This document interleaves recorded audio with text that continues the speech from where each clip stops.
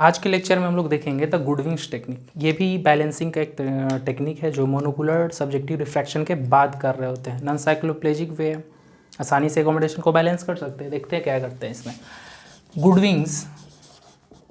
गुडविंग्स नाम है इसका। क्या है इसको बिल्कुल, इसका दूसरा तरीका कहा जाता है a variation of prism dissociation blur balance. अब क्या है, ये बहुत ही ईजी है।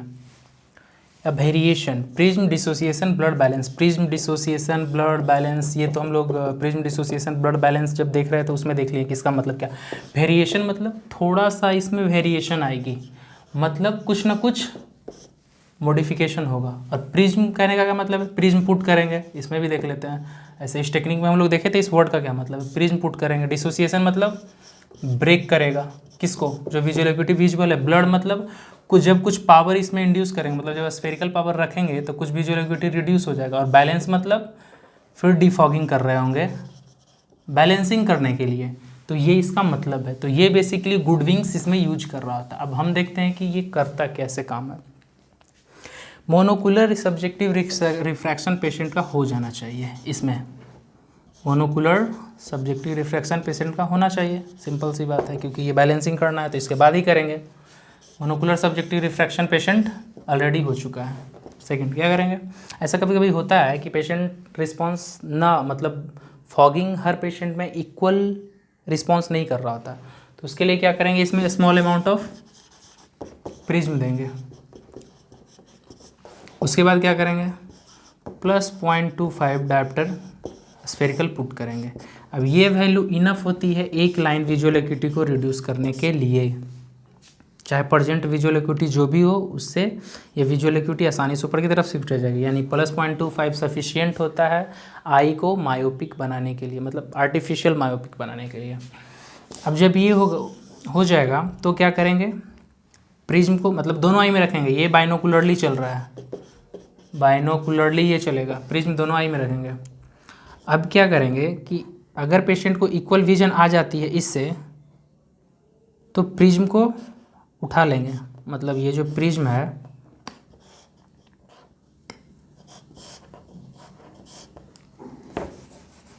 सॉरी,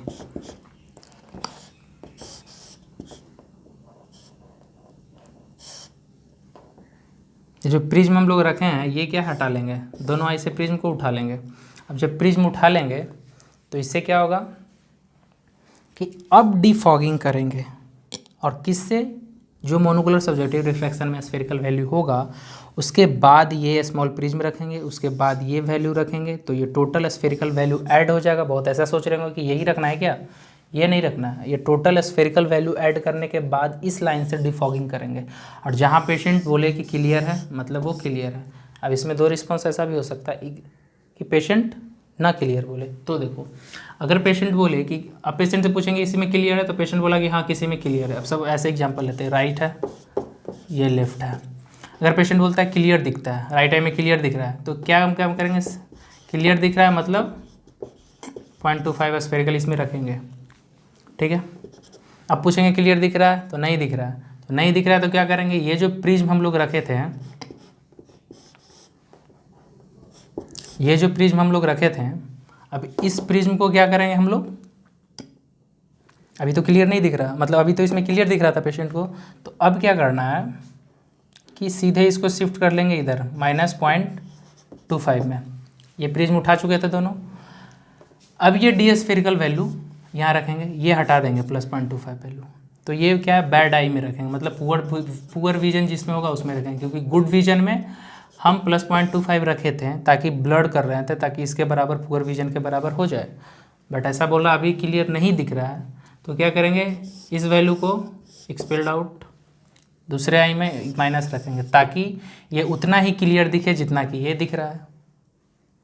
तीसरा, अभी भी बोल रहा अनइक्वल है, तो क्या करेंगे, फिर से इसमें ये वैल्यू इतना ही रहेगा, इसमें फिर से +0.25 रखेंगे। क्यों, फिर से हम इसलिए रख रहे होंगे कि ये जितना नीचे क्लियर कर रहे थे उतना, मान लो कि ये तो पुअर है ही, तो पुअर है मतलब कुछ तो शार्प हुई होगी माइनस रखने से, और ये जो ज़्यादा शार्प है तो ये तो कुछ ना कुछ पुअर गई होगी। तो कहने का मतलब है कि ये उतना ही नीचे आएगा जितना ये ऊपर जाएगा। कहने का मतलब अब इसको देखा तो बैलेंस हो जाएगा। अगर इस एरो को ऐसे एग्जाम्पल के लिए हम ऐसे लिए कि ऐसे देखा जाए, ये उतना ही ऊपर करेंगे क्योंकि ये ज़्यादा क्लियर है, तो इसको मेरे को थोड़ा ब्लर करना है, तो ब्लड उतना ही रखेंगे। 0.25 काफ़ी होता है, ये पॉइंट प्लस 0.25, और ये अगर ब्लड है तो इसको उतना ही नीचे करेंगे कि ये क्लियर। तो मतलब ऐसा करना है कि ये दोनों एरो जाकर एक दूसरे को कोइंसाइड कर जाए तो ये क्लियर जाएगा। बट अगर पेशेंट कहता है कि नहीं, तो क्या करेंगे, फिर से ये -0.25 को हटा देंगे।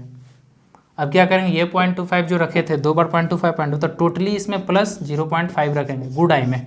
अगर अब बैलेंस हो गई तो ठीक है, अगर यहाँ भी बैलेंस नहीं हो पा रही, मतलब ये एरो इस एरो को कोइंसाइड नहीं कर पा रही है, प्रोसेस यहीं पे रोक देंगे। और रोक कर क्या करेंगे, सीधे शिफ्ट हो जाएंगे मोनोकुलर सब्जेक्टिव रिफ्रैक्शन। इसका मतलब है कि रॉन्ग है मोनोकुलर सब्जेक्टिव रिफ्रैक्शन, फिर से करना पड़ेगा। एग्जाम्पल से समझते हैं। सपोज पेशेंट का मोनोकुलर रिफ्रैक्शन, अगर इसमें हम एग्जाम्पल रखते हैं तो अगर पेशेंट का monocular refraction 6/6 D spherical both I में, विजन 6/6 है, तो क्या करेंगे, अब ये ऐसा है तो ठीक है, ये आई हो गई, यही हो गई है।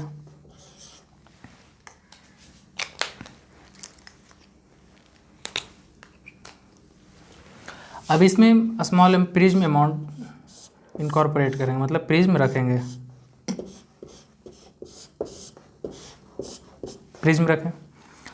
ये टोटल वैल्यू दोनों आई के लिए एप्लीकेबल है। अब इसके बाद क्या करेंगे, प्रिज्म रखने के बाद हम +0.25 इसमें रखेंगे, तो ये टोटल स्फेरिकल वैल्यू को इफेक्ट करेगा। और प्रिज्म रखने से क्या होगा, अब इधर देखते हैं, प्रिज्म रखने से क्या हो रहा होगा, ये जो स्नेलेंस चार्ट है जो विजुअल एकुटी पेशेंट देख रहा है वो स्लाइटली ऐसे अपलिफ्ट हो जाएगी,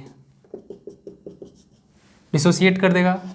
डिसोसिएट करने के बाद क्या होगा, क्योंकि स्मॉल अमाउंट है तो स्मॉल अमाउंट ही डिसोसिएट करेगा। अब ये 0.25 रखने से क्या होगा, 0.25 सफिशियंट होता है आई को आर्टिफिशियल मायोपिया बनाने के लिए, तो ये visual activity slightly one line uplift कर जाएगी। अब टोटल स्फेरिकल वैल्यू कितना हो गया, +1.25 D spherical plus 1.25 D spherical, visual activity 6/9, क्यों 0.1 में 6/6 है, ये मोनोकुलर रिफ्रैक्शन था, तो ये 0.25 रखने से एक रो ऊपर की तरफ शिफ्ट हो जाती है, हो गई 6/, अब विजुअल एक्टिविटी हो गई 6/9। अब क्या करेंगे, प्रिज्म को बाहर करेंगे। हम थोड़ा पिक्चर इसलिए दे दे रहे हैं ताकि आपको मेमोराइज करने में आसानी हो, नहीं तो आप भूल जाओगे कि किस स्टेप में क्या करना। अब ये क्या करेंगे, विजुअल एक्टिविटी 6/9 हो गया, प्रिज्म को आउट करेंगे। ये एरो करने का मतलब है ऐसे कि प्रिज्म बाहर, आउट, मतलब यहाँ लिख देते हैं प्रिज्म आउट। आउटवर्ड डायरेक्शन मत समझ लेना कोई, प्रिज्म आउट का मतलब है प्रिज्म बाहर, मतलब प्रिज्म निकाल दिए। अब क्या करेंगे, इस वैल्यू से हम रिड्यूस होंगे, नीचे की तरफ शिफ्ट होंगे। अब मतलब 1 पॉइंट, ये अगर पेशेंट बोलती है 6/6 आ गई है, जैसे ही रिड्यूस करते हैं तो 6/6 अगर पेशेंट अचीव कर लेता है तो ये सही है। अगर नहीं कर पाता है तो देखते हैं क्या होता है। तो गुडविंग्स के अकॉर्डिंग इसमें 2 केस हो जाएगी। अगर पेशेंट नहीं कर पाता है तो ये जैसे ही रखें तो पेशेंट से पूछेंगे कि बेस्ट किस में दिख रहा है, तो 1 + 1.25 और +1.25, ये एग्जाम्पल डायरेक्ट यहाँ से हम ऊपर ले लिए। अगर पेशेंट अगर दिख रही है, निकाल दिए 6/6 1 पे आ गया तो मोनोकुलर सब्जेक्टिव रिफ्रैक्शन सही था, ये वैल्यू सही है। अगर नहीं दिख रहा है तो हम क्या करेंगे, तो यहाँ से देखते हैं। अगर पेशेंट को नहीं दिख रहा है तो क्या करेंगे, ये जो 1.25 वैल्यू है डी स्फेरिकल है दोनों आई में, अब इसमें पूछेंगे कि किस में क्लियर दिख रहा है, तो पेशेंट तो बोलेगा कि क्लियर दिखा तो ये केस है, ना क्लियर दिख रहा है मतलब अनइक्वल, किसी में ज़्यादा क्लियर दिख रहा है तो ये केस है, किसी में ज़्यादा क्लियर है। अब जिसमें ज़्यादा क्लियर दिख रहा है उसमें क्या करेंगे, एक्स्ट्रा +0.25 ऐड करेंगे। तो एक्स्ट्रा 0.25 ऐड करने का क्या मतलब है, अब ये हो जाएगा 1.50 डी स्फेरिकल। अब ये आई 1.25 ही है अभी। अब पूछेंगे क्लियर किस में ज़्यादा दिख रहा है, मतलब अब इक्वल हुआ या नहीं। पेशेंट माइट भी ऐसा हो सकता है कहे कि नहीं अभी भी इक्वल नहीं दिख रहा है, तो क्या करेंगे, ये वैल्यू जो इस पर रखे थे अब इसको हटा देंगे, मतलब +0.25 जो पुट किए थे अब इसको बाहर कर देंगे। ये बार बार जो एरो हम बाहर की तरफ कर रहे हैं इसका मतलब आप समझे को यहाँ से हटा देंगे, ठीक है। तो ये फिर वैल्यू एज इट इज़ 1.25 ही आ गया। और इसमें हम लोग क्या करेंगे, ये जो 1.25 है इसमें अब क्या करेंगे, एक्स्ट्रा -0.25 करेंगे। -0.25 करने का मतलब है कि अब -0.25 एक्स्ट्रा डी स्फेरिकल वैल्यू इसमें रखेंगे। तो -0.25 डी स्फेरिकल रखने से क्या होगा कि ये हो सकता है, ये तो पहले थोड़ा ब्लर था, मतलब पुअर विजुअल एक्यूटी थी, इसमें क्लियर थी। तो ऐसा रखने से ऐसा हो सकता है कि ये अभी कि इसके बराबर हो जाए। अगर हो गया तो अच्छी बात है। अगर इसको माइनस रखे तो ये वैल्यू टोटली हो जाएगी -1 डी स्फेरिकल, और ये अभी भी 1.25 डी स्फेरिकल ही है। तो अगर पेशेंट कहता है कि इक्वल दिख रहा है तो अच्छी बात है। अगर पेशेंट बोल रहा है कि नहीं अभी भी इक्वल दिख रहा है तो क्या करेंगे, हम इसमें जो माइनस रखे हैं अब क्या करेंगे कि अब अभी भी इक्वल नहीं दिख रहा, तो फिर से इसमें हम +0.25 रखेंगे। तो अब फिर से 0.25 रखेंगे तो अब ये टोटल, पहले भी 0.25 रखे थे तो क्लियर नहीं हुआ था, तो अभी टोटल वैल्यू क्या हो जाएगा, पहले से भी 0.25 रख चुके देख चुके थे जो कि नहीं आया था, फिर से 0.25 रखने जा रहे थे, तो टोटल वैल्यू हो जाएगी +0.50 डी स्फेरिकल। तो अभी ये टोटल वैल्यू इसके रिस्पेक्ट में कितना हो जाएगी, +1.75 डी स्फेरिकल, और ये रहेगी 1.25, क्योंकि ये वैल्यू हम माइनस निकाल चुके थे। अब जब ये माइनस वैल्यू निकाल दिए तो अब ये वैल्यू, अब पूछेंगे क्लियर हुआ है कि नहीं, क्योंकि +0.50 सिग्निफिकेंट होता है किसी को बैलेंस करने के लिए। अब अगर भी इसके बराबर नहीं आया है तो क्या करेंगे हम लोग, ये एक प्रोसेस यहीं रोक देंगे। कहने का मतलब है अब जाकर मोनोकुलर जो सब्जेक्टिव रिफ्रैक्शन है वो फिर से हम चेक करेंगे, तो कहीं ना कहीं फाइंडिंग गलत आ रहा होगा जिसकी वजह से। तो ये हो गया गुडविंग्स टेक्निक।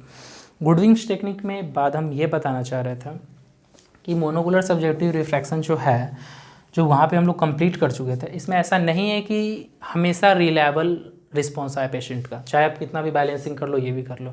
ऐसा कभी भी नहीं हो सकता कि आप 2 पेशेंट या 2 एग्जामिनर एक ही पेशेंट का देखें तो इक्वल रिस्पॉन्स आएगा या इक्वल रिजल्ट आएगा। क्यों नहीं होगा, क्यों, भले ही क्यों ना सबका प्रोसीजर सही हो, ये जो प्रोसीजर आप यूज किए हो ये भी सही है, सारे जितने भी क्लिनिशियन जो भी हो यूज कर रहे होंगे, अगर वो कहीं ना कहीं किसी एक रूल्स को फॉलो कर रहे होंगे, चाहे गुडविंग्स यूज करो, चाहे और भी कोई टेक्निक यूज करो, चाहे साइक्लोप्लेजिक करो, तो ज़रूरी नहीं है एक पेशेंट का रिस्पॉन्स 2 एग्जामिनर या 2 क्लिनिशियन चेक करे तो हमेशा एक ही आएगा। अब ऐसा नहीं सोचना बहुत को कि आप अगर बिगनर हो तो आप सीख रहे हो तो अच्छा उसका ऐसा है, शायद मेरा गलत है, ऐसा कुछ नहीं है। हो सकता है आंसर वेरी कर सकती है, ऐसा भी हो सकता है आपका ही सही उसका ही गलत हो, मतलब बिगनर के लिए बोल रहे हैं। ऐसा हो सकता है कि आपका ही सही हो उनका गलत हो ही सकता है, ज़रूरी नहीं कि वो कितने साल से देख रहे हैं, ये मैटर नहीं करता, या उनके पास कितना एक्सपीरियंस है। ऐसा हो सकता है कि उनका एक्सपीरियंस सही है, वो सही किए हो, आप गलत देख रहे हो, ऐसा भी हो सकता है। तो 2 एग्जामिनर कभी एक पेशेंट का बराबर वैल्यू नहीं आ सकती है। तो फाइनल प्रिस्क्रिप्शन पे जब हम लोग शिफ्ट करेंगे तो इसके बाद बाइनोकुलर बैलेंसिंग कर लेंगे ताकि प्रिस्क्रिप्शन में ज़्यादा अल्टरेशन ना हो, पेशेंट को अब कंप्लेन ना हो। तो ये एक ग्रॉस आइडिया पता चला कि मोनोकुलर रिफ्रैक्शन में इस टाइप से भी बैलेंसिंग कर रहे होते हैं एकोमोडेशन को रिलैक्स करने के लिए। So up to this session is over.